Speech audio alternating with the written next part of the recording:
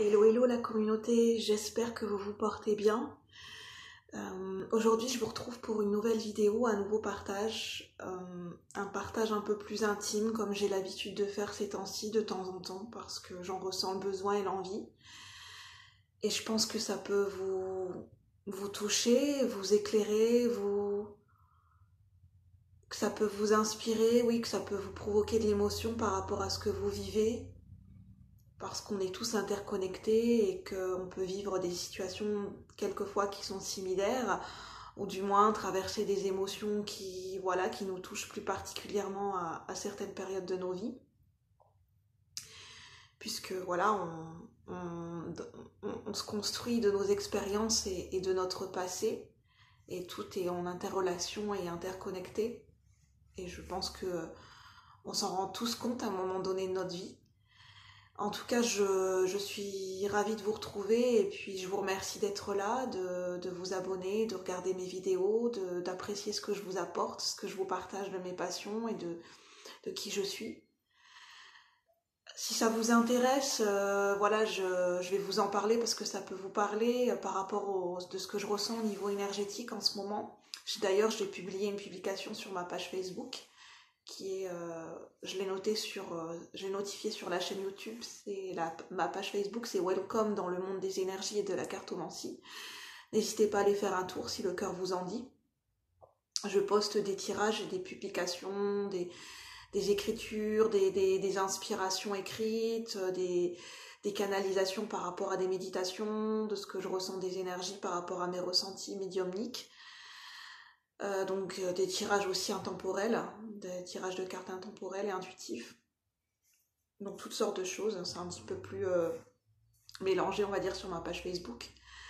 C'est l'inspiration flash on va dire. Et donc j'avais publié sur ma page Facebook il y a 2 jours je crois que je ressentais fortement, et je pense que c'est les prémices parce qu'on va avoir une pleine lune le 27 avril dans le signe du Scorpion, qui est un signe qui nous fait travailler en profondeur, qui nous fait travailler des transformations intérieures importantes, des transmutations importantes de ce qui est obscur, enfin des énergies d'ombre en nous, de les mettre en lumière. Donc des purifications, des transmutations importantes dans le signe du Scorpion. C'est le signe qui est lié aussi à la transformation intérieure. Et donc des choses un peu plus obscures en nous, de nos parts d'ombre qui ont besoin d'être mis en lumière. Et je pense moi je ressens fortement que on peut être plus ou moins impacté au niveau émotionnel, ou que dans les énergies, il peut y avoir des anciennes blessures ou des anciennes douleurs qui ne sont pas encore cicatrisées, qui peuvent se réveiller, des zones sensibles en nous. Notamment, je ressens fortement certaines blessures comme les blessures de l'âme, les 5 blessures de l'âme de Lise Bourbeau. Celle que je ressens plus particulièrement touchée en ce moment, c'est la blessure du rejet, de l'abandon et de l'injustice, mais peut-être d'autres, selon votre parcours de vie, où est-ce que vous en êtes. Donc je pense qu'on est amené à purifier, à purifier, à se nettoyer en profondeur et à mettre en lumière ce qui a besoin d'être mis en lumière, et d'accueillir ces blessures qui ont besoin d'être guéries à l'heure actuelle. Donc voilà, vous verrez si ça vous parle, hein, vu que c'est mon ressenti, mais je pense que ça peut vous parler par rapport à ce que vous vivez ou ce que vous ressentez. Alors aujourd'hui, j'avais envie de vous faire une vidéo, parce que là j'ai fini ma petite introduction, une vidéo un peu plus intime sur où est-ce que j'en suis dans mon parcours en ce moment, et justement au niveau émotionnel, au niveau de mon cheminement de guérison, parce que je suis toujours en cheminement. Notre cheminement de connaissance de soi et de guérison n'est jamais totalement fini, ça revient par cycle. On a toujours, comme on fait des différentes expériences, on peut toujours avoir des douleurs, des blessures qui apparaissent, qui se réveillent, qui se réactivent. Donc on est toujours dans un cheminement de guérison qui évolue avec le temps, selon comment nous évoluons et nos expériences de vie. Et en fait, moi je ressens fortement que ces derniers temps, ces derniers jours, notamment aujourd'hui et hier, j'ai réussi à mettre le doigt de pourquoi j'ai toujours ressenti un mal-être, et comme je vous expliquais dans une vidéo précédente, pourquoi j'ai j'ai cette difficulté à m'incarner pleinement, à cette difficulté de mon rapport avec ma vie physique, ma vie matérielle, à m'incarner, à prendre ma place dans ma dimension physique et à prendre ma place sur Terre, dans ma vie de tous les jours. Je vous en ai déjà parlé, mais c'est de cette différence, de ma différence que j'ai toujours ressentie depuis petite, de ce décalage que je ressens avec les gens qui m'entourent et dans la société dans laquelle je vis. Et du fait, soit je me suis adaptée, ou soit je me mettais en retrait, ou je fuyais dans le monde de l'imaginaire et je prenais pas vraiment ma place, et je m'incarnais pas pleinement dans ma vie. Et en fait, donc ça provoquait, il y avait ce que j'ai réussi à conscientiser ces derniers mois, c'est que je suis particulièrement touchée par la blessure de l'abandon et la blessure du rejet, qui sont les deux blessures fondamentales chez moi, qui sont les plus fortes et les plus présentes chez moi, de par ce que j'ai vécu dans mon passé et de par, de par mon hypersensibilité et de la différence que je ressens de par mon hypersensibilité. Donc ça a généré, depuis que je suis petite, et ça s'est accentué avec le temps, de cette peur du rejet. Rejet que je vis moi-même, parce que je me rends compte que c'est tout part de nous et que quelque part je me rejette moi-même parce que j'ai du mal à assumer pleinement cette différence et à vouloir l'incarner, parce qu'on vit dans un monde où l'hypersensibilité, il y a, comment dire, ça touche 15 à 20% des gens en général, donc on est plutôt une minorité à être hypersensible. Et comme je vous expliquais, n'hésitez pas à voir les vidéos sur l'hypersensibilité pour mieux comprendre mon propos. C'est quelque chose qu'on vit de manière particulière, parce qu'on a une vision du monde et une vision des choses qui est différente de la majorité des gens. Une manière de ressentir et un rythme de vie qui est complètement, qui est des fois qui est quelquefois et bien souvent en inadéquation avec les gens avec lesquels on vit. Donc c'est vrai que sur du long terme, c'est fatigant, c'est parce que il faudrait l'expliquer aux gens, parce que les gens ne peuvent pas toujours comprendre, parce que moi, par exemple, je suis souvent fatiguée mentalement, j'ai souvent besoin de solitude. Quelquefois, je peux vite m'énerver, parce que je suis comme une cocotte minute, j'emmagasine beaucoup d'énergie, et c'est vrai que j'ai pas toujours cette tendance à expliquer les choses, parce que moi, comme je commence à me connaître et que je le ressens, pour moi c'est quelque chose de naturel, mon mode de fonctionnement. Et c'est vrai que la difficulté, c'est quand on est hypersensible, on a du mal on a tendance à oublier que les gens ne sont pas comme, en général, les gens n'ont pas le même mode de fonctionnement comme nous, c'est-à-dire qui n'ont pas un mental qui tourne à plein régime, qui n'ont pas cette hypersensibilité au niveau des sens, au niveau des émotions, ce qui fait que nous, on est plus vite impacté, on est plus vite fatigué mentalement, émotionnellement, donc on a besoin de plus de repos et on a un rythme de vie qui est complètement différent, et des fois on peut avoir des humeurs très changeantes vivre des montagnes russes émotionnelles, avoir des comportements qui peuvent varier, parce que c'est pas toujours évident de trouver le juste équilibre, de gérer ses émotions et de les canaliser quand on est hypersensible. Et moi, j'ai tendance à oublier que mon entourage ne comprend pas toujours mes réactions, et moi, j'ai tendance à oublier, ça me vient pas à l'esprit de leur expliquer, parce que moi, c'est ce que je vis en permanence depuis que je suis petite. Et moi, c'est naturel, en fait. Et j'ai tendance à oublier que les gens n'ont pas le même mode de fonctionnement que moi, et c'est cette difficulté à pouvoir m'intégrer dans le monde dans lequel je vis. C'est de pouvoir m'intégrer avec ma différence, en la mettant en avant, en étant complètement moi-même, tout en trouvant cette justesse avec les autres qui ne comprendront pas forcément tout le temps mes réactions. Et c'est vrai que des fois, ça me met un frein de me dire, des fois je me dis, mais est-ce que je vais devoir tout le temps expliquer ce que c'est que mon hypersensibilité? Est-ce que je vais tout le temps des fois avoir ces regards de gens qui ne comprennent pas mes réactions, ou qui vont être perplexes, ou vraiment des fois dans le on va sentir qu'il va y avoir une certaine distance, parce que c'est vrai que le fait que quand on est hypersensible, on capte très bien le langage corporel et le regard des gens. Des fois on peut se tromper, mais généralement on le sent à l'intuition au niveau du langage corporel. On a tendance à sentir que on paraît bizarre et étrange au regard des gens qui ne connaissent pas l'hypersensibilité. Après, si on leur explique, je pense qu'ils peuvent plus ou moins après comprendre, même s'ils ne le ressentiront jamais vraiment. Mais moi, des fois, je vois de la méfiance dans le regard des gens, et du fait de mon hypersensibilité et que je peux avoir des changements d'humeur et émotionnels, les gens ont du mal à me capter des fois et du mal à me cerner. Et ce qui peut générer de la tristesse en moi, c'est que j'ai remarqué que les gens n'ont pas confiance en qui je suis. Parce que de par mon hypersensibilité, je suis pas quelqu'un qui, au niveau des émotions, au niveau d'un mode de fonctionnement, je vais toujours être stable. C'est-à-dire, c'est pas que je vis en fonction. Quand on est hypersensibilité, quand on vit cette hypersensibilité, on peut être touché et impacté par toutes les énergies, les émotions qui nous entourent de manière plus ou moins intense. Et c'est vrai que forcément, notre état émotionnel, notre façon d'être, notre façon de nous comporter est régie aussi par notre hypersensibilité. Et c'est vrai que nous, on a l'habitude de vivre ces montagnes russes émotionnelles, même si c'est fatigant pour nous quelquefois. Et je comprends bien que pour les gens qui sont en face de moi, qui rentrent en relation avec moi et qui ont des relations continues avec moi, voilà, ils ont du mal à me cerner et ça peut créer un manque de confiance. Ils n'ont pas forcément confiance en moi parce qu'ils ne comprennent pas mes réactions, ils ont du mal à me cerner.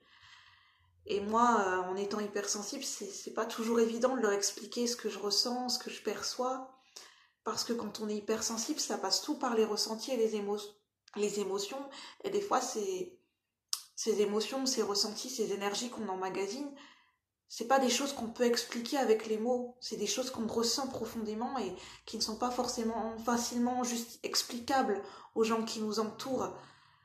Et parce qu'eux ne ressentent pas la même intensité que nous et n'ont pas cette richesse au niveau des émotions et de tout ce qu'on perçoit.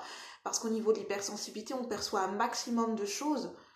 C'est pas pour faire une différence, c'est parce que de par notre mode de fonctionnement avec notre cerveau droit, qu'on est plus relié aux émotions, à l'intuition, à la créativité, on a développé un sens aigu de chaque chose de notre environnement, ce qui fait qu'on a une multitude d'informations et qu'on a cette variété au niveau de notre façon d'être et de notre façon de penser, qui fait que les gens autour de nous sont perplexes et ont l'impression d'être mis à distance et qui ne peuvent pas rentrer dans notre bulle parce que il y aura toujours plus ou moins ce décalage et c'est vrai que ça me met mal à l'aise encore aujourd'hui parce que c'est pas que je culpabilise mais ça me rend triste parce que ça m'éloigne des gens qui ne sont pas comme, enfin voilà, c'est pas que ça m'éloigne, mais je me dis, j'arriverai jamais à créer des liens en profondeur avec les gens qui n'ont pas ce rapport avec les émotions et je pense qu'il y aura toujours, ça veut pas dire que j'arriverai pas à créer des liens, mais j'ai compris que j'arriverai pas à créer des liens en profondeur. Et aujourd'hui, je me rends compte que je vais avoir besoin, pour me sentir épanouie, de rencontrer des gens qui sont comme moi, qui pourront comprendre mon hypersensibilité et où j'aurai pas toujours l'impression d'expliquer qui je suis, comment je fonctionne, et d'avoir l'impression d'être décortiquée par le regard, par les gens qui m'entourent, parce que voilà, ils me trouvent étrange ou bizarre dans ma manière d'être. Ça, c'est quelque chose que j'ai perçu. C'est pas quelque chose voilà, qui n'est pas fondé parce que je l'ai perçu à plusieurs reprises chez beaucoup de gens dans leur manière de se comporter avec moi. Et je me suis rendu compte de par mon hypersensibilité, j'ai tendance des fois à faire fuir les gens, à leur faire peur par mes émotions, par ma manière de ressentir qui est très intense, par ma manière de penser, parce que des fois j'ai tendance à m'emballer. Je suis quelqu'un, quand on est hypersensible, on est très passionné par tout ce qu'on fait, par tout ce qu'on vibre. Et les gens qui ne sont pas dans cette manière d'être, en fait, ça leur fait peur, en fait, parce que c'est trop d'un coup pour eux, c'est trop dans l'émotion. C'est vrai que pour les gens qui sont plus dans le côté logique, rationnel, et qui, comment dire, ça veut pas dire qu'ils sont pas connectés à leurs émotions, mais pas en permanence. C'est pas une manière d'être habituelle pour eux. Et, euh, et je me rends compte que j'ai tendance à le vivre comme du rejet. Cette barrière que j'ai avec les gens de par mon hypersensibilité. Je sais que c'est illusoire, mais j'ai tendance à me sentir rejetée. Alors j'en suis là de me dire, mais comment je vais faire pour assumer ma différence, tout en assumant le fait que je vais toujours, comment dire, des fois je vais voir ou je vais ressentir des réactions chez les gens qui vont me mettre mal à l'aise ou qui vont me rendre triste et en fait, je me dis que je vais devoir accepter. Je vais devoir accepter que mon hypersensibilité ne sera pas toujours bien vécue par les gens que je vais rencontrer. Elle ne sera pas toujours comprise ou adhérée par d'autres personnes. Et je vais devoir accepter de me sentir en décalage et que cette différence, je vais toujours l'apercevoir plus ou moins fortement. Et que je ne pourrais pas créer des liens profonds avec, avec des gens forcément avec qui je le voudrais. Parce que mon hypersensibilité, je me suis rendu compte, met mal à l'aise certaines personnes. Je peux pas leur en vouloir, mais en même temps, je peux pas changer ma nature profonde. Et j'en ai pas envie, parce que j'ai refoulé ma sensibilité pendant très longtemps. Ça m'a pas rendu service, ça m'a pas fait du bien, ça m'a plutôt rendue malheureuse. Et aujourd'hui, j'apprends à travailler sur cette blessure de rejet, sur cette peur du rejet, et à assumer pleinement ma différence. Et j'espère rencontrer des gens avec qui je me sentirai à l'aise, avec qui je me sentirai à l'aise et en sécurité pour pleinement montrer qui je suis, mon hypersensibilité, et que j'aurai en face de moi des gens qui seront ouverts et réceptifs. Et voilà, je l'espère aussi pour vous. Donc si des fois, pour les gens qui sont hypersensibles, je suis tout de cœur avec vous si vous ressentez bien souvent cette peur du rejet, cette difficulté à toujours assumer cette différence, parce que c'est vrai qu'il y a des moments où c'est pas facile de sentir la différence et le décalage dans le regard des autres, de ressentir la distance ou la méfiance ou la peur ou le fait que les gens mettent de la distance avec nous, et ça peut nous frustrer, ça peut nous mettre mal à l'aise et ça peut nous rendre tristes. Et voilà, on se dit, on ne sait pas trop comment prendre notre place vis-à-vis de tout ça. Et aujourd'hui, je sais que ma plus grosse blessure à essayer de canaliser, à essayer de surmonter, c'est la blessure du rejet aujourd'hui. De pouvoir trouver ma place en osant affirmer qui je suis et tout en acceptant que comme je vous expliquais sur le vidéo de l'hypersensibilité, je le ressens très fortement aujourd'hui. J'avais posé les mots, mais c'est aujourd'hui que je le ressens et que je le comprends, et que je comprends ce que ça veut dire, parce que je le ressens de plus en plus, que je vais devoir faire le deuil, que je ne serai jamais, de par mon hypersensibilité, que je ressentirai toujours ce décalage avec les gens qui m'entourent, et que je vais devoir apprendre à accepter et apprendre à assumer que de par cette hypersensibilité, j'aurai toujours cette différence, et que j'aurai bien souvent, je ressentirai ce malaise dans cette société dans laquelle je vis, et que je vais devoir apprendre à assumer et apprendre à m'épanouir, à passer outre pour m'épanouir, et apprendre à l'accepter, tout simplement. Voilà ce que je tenais à vous dire aujourd'hui. Où est-ce que j'en étais aujourd'hui dans mon parcours par rapport à mon hypersensibilité, et par rapport à vous évoquer aussi le sujet de vous dire que des fois on a des blessures qui sont profondes en nous, qui sont réactivées par certaines situations, qui prennent du temps à guérir, qu'il ne faut pas se décourager, parce que ce sont des blessures profondes qui sont ancrées dans notre âme. Je vous invite à lire le livre ou à aller voir les vidéos, les 5 blessures de l'âme de Lise Bourbeau. On a la blessure de l'injustice, la blessure du rejet, la blessure d'abandon, la blessure de l'humiliation, la blessure de trahison. On peut avoir plusieurs blessures, quelquefois, qui sont en nous, mais bien souvent, il y en a une ou deux qui est plus marquée qu'une autre, de par notre parcours de vie. Et moi, je me suis rendu compte que c'était la blessure d'abandon. L'abandon, c'est pas forcément d'avoir vécu un abandon réel dans notre enfance, mais ça peut être un abandon symbolique. De l'avoir vécu de manière symbolique, d'avoir vécu un manque de soutien, un manque d'affection à un moment donné très marqué. Et donc voilà ce que je tenais à vous en dire. N'hésitez pas à me poser des questions si vous avez besoin. Et puis je vous remercie d'avoir suivi cette vidéo jusqu'au bout, et je vous retrouve pour de nouveaux partages. Bye bye, à bientôt la communauté. Bon après-midi.